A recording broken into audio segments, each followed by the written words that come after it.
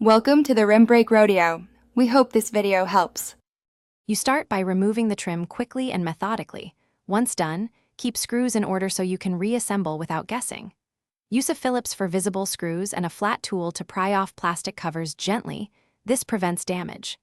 Spray a small amount of lubricant into the keyway and along the bolt to free sticky parts, because freeing movement early avoids force later.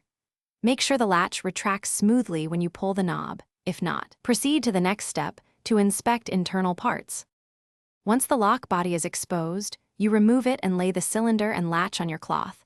Identify worn springs, a bent tailpiece, or a scored bolt. Carefully compare each piece to the replacement kit so you swap only what's necessary. This saves time and money. Clean the cavity with a brush and wipe away debris, then lightly sand any rough surfaces to restore smooth contact.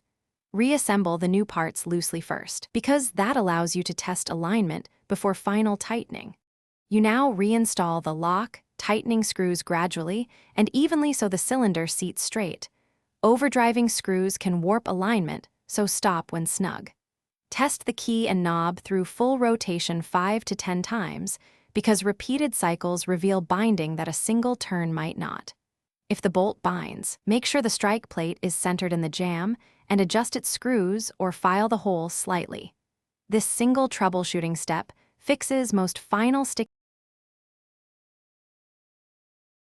Thanks for watching. Consider subscribing if we helped you.